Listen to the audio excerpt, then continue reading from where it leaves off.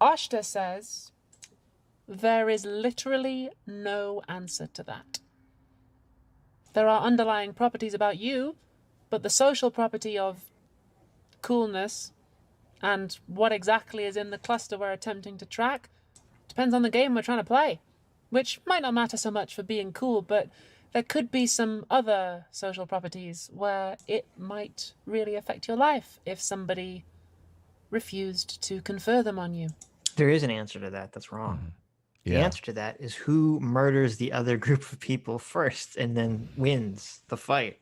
That's the answer to that question. What was it? It's been so long. What was the question? If you have two different groups of people and they have that two disagree, that have two different criteria of what is cool, how do they agree who is cool and who is not? And the answer is they murder each other. No, that's not. I don't like that answer. No. Liberalism, the answer under liberalism is that we can all get along and just say, well, you can be cool over there and I'll be cool over here. Okay. You try a new type of coolness and maybe it works out for you. Maybe it doesn't. Sure. Why do you want to get rid of that, Abigail? Why do you want to get rid of that? Ideological consistency is oppressive. We've been talking today about baseball and platypuses, but obviously what we're really talking about is sex and race and gender and all that good stuff. When I wrote the script, I deliberately went a bit more abstract with it because it didn't work, just so you know. I mean, we all saw right through it. Didn't we? I saw through it. No, I really thought she was talking about platypuses and baseball this whole time. Oh, okay. Yeah. I'm not that bright, and I saw right through it. No, I guess I got to turn in my smart card. Social constructs, people get really angry. Like, remember earlier on, I talked about social constructs being full VR rather than augmented reality? That was a reference to a philosopher called Judith Butler.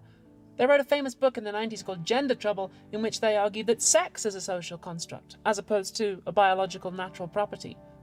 It's a pretty fascinating book. It spawned a lot of interesting philosophy. Maybe we could talk about it in detail. So, this is what I mean when I say anyone that uses the term social construct has 10 different definitions and they bounce around depending on whatever the context of the conversation is. Because when Judith Butler said gender and sex is a social construct, she did not mean it the way and under the definition that Philosophy Tube laid out. Abigail's using. Yeah, that's interesting. What are the two different definitions? Do you know?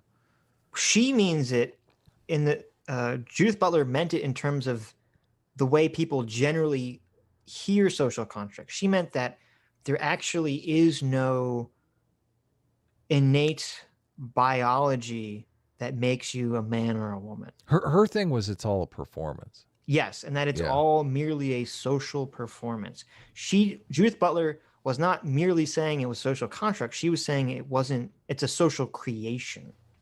Gender and sex is a social creation. And so it's very stupid that Philosophy Tube would conflate these two concepts together. Yeah. Maybe that's the word we should use. Social creation versus social construct. In the Prophilicity book, You and Your Profile, he separates 3 ethics out. There's authenticity, sincerity, and prophilicity. And he specifically talks about how prophilicity is a second order analysis, which adds a layer of complexity because you're not only participating in the social construct from like a member situation, you're participating and analyzing your performance at the same time. You're participating as a viewer of your own performance, which requires like a higher level understanding of the world and a lot more like cognitive ability, I would think. He shows 2 pictures, and these 2 pictures just completely solidified. It's such an interesting concept, and I started looking for it in everyday life. Like, when are people using this second order analysis framework as opposed to first order analysis. There's a picture in a theme park of a bunch of people watching a show or something like that. Mm-hmm. And they all have these big smiles on their face, and they're all obviously enjoying watching what they're watching.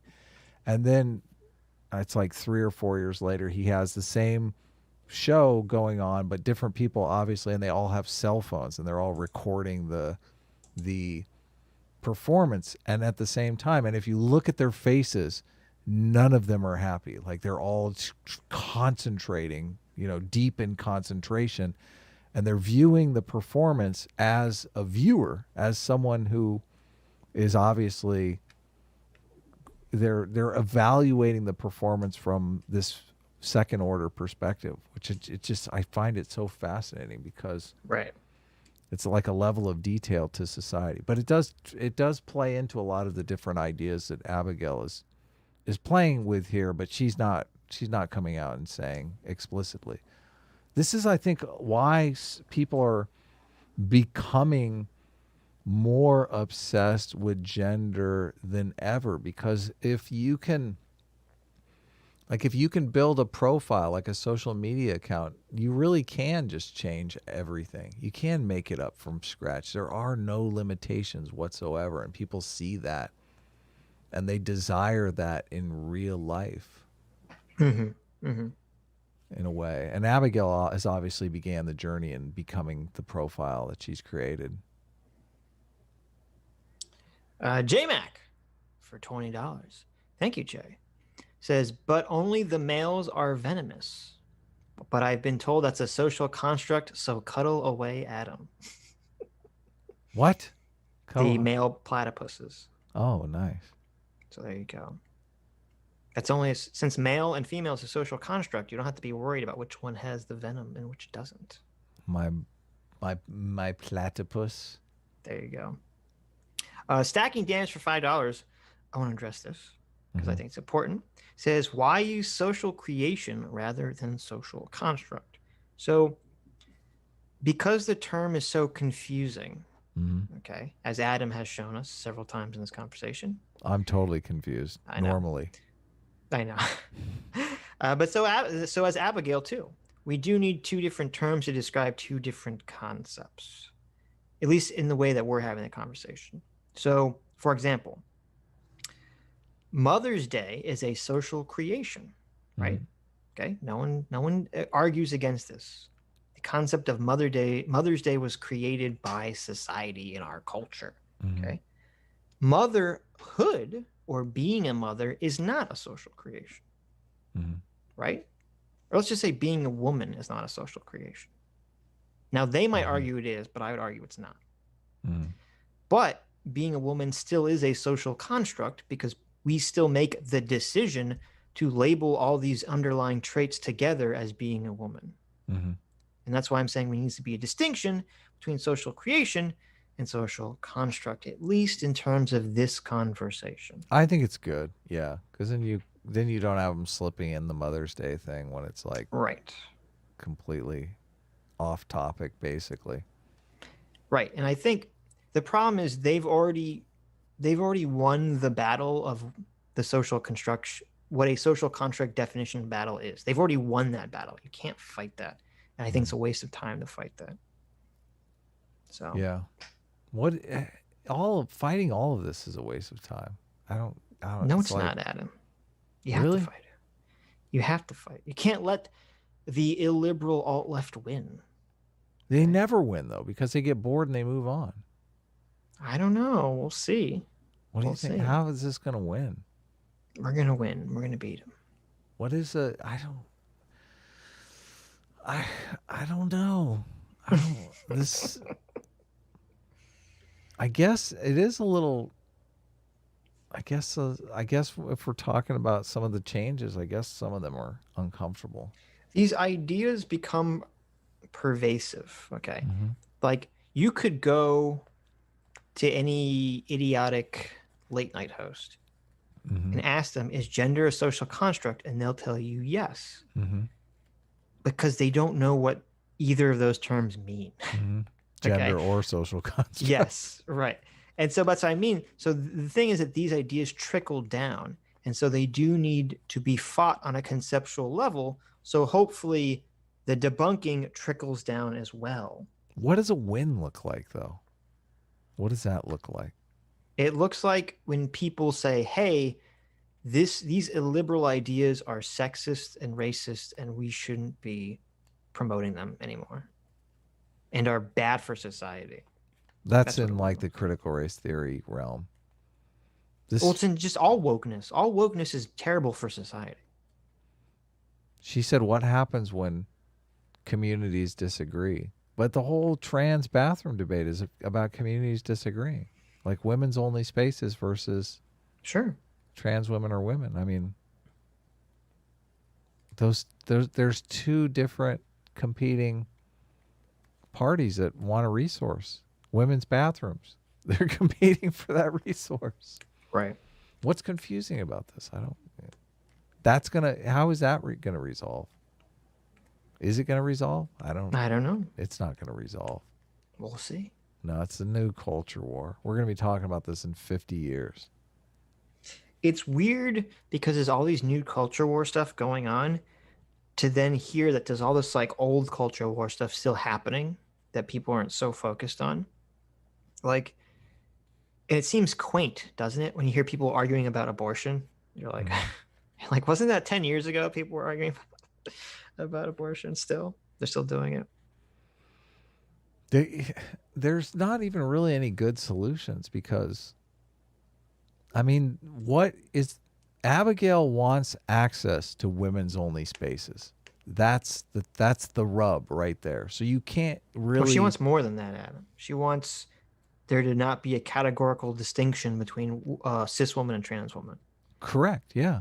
Yeah. But it's not just to access spaces. She wants women only spaces to be. She wants trans women included in the category for women's only spaces. Right. But that's not the primary goal, is just to access those spaces. Right. This is like a bunch of women fighting over this, though. Right. This is like not really our. No, there's lots of men fighting over it, too. I disagree. Yeah, because they have wives and daughters and all that stuff, and they're like, yeah, I like the fact that I can drop my wife off at the sauna and I don't have to worry, right? I mean, right. It's a woman's only space. Detail another time. But people get so angry about it. Even today, people protest Judith Butler, which is wild. I mean, nobody. Because Judith Butler is a moron who just said shit with no scientific backing whatsoever, and then other stupid people repeated it as if it's valid. I don't like the insinuation here that people aren't angry for good reason. I really think that's. I mean, you're literally stepping on their liberty, but you're going, why? What are you so angry about? It's not even a question of stepping on their liberty. You have someone comes forward and makes the incredibly unscientific claim that sex and gender are purely a creation of society and not rooted in biology, okay? Mm-hmm. And are incredibly oppressive. And that's the only function they serve, is to oppress women and to confer privileges to men. Yeah, that's Judith Yeah, people Butler. are going to get mad about that. Hell yeah. Okay. Hell yeah. And they're justified getting mad about that. Yeah. Oh my God, it makes. This is what's so annoying. They always do this thing where they're like, I don't understand why people get so mad about some fucking claim I throw out there. I'm just making this little bitty claim. It's like, no, you're making actually a crazy large claim. We want to deconstruct a major part of our society. Yeah. Yeah, if that claim was validated, we'd have to live with the consequences of it. Everyone is very justified in getting angry. You should take note of that anger.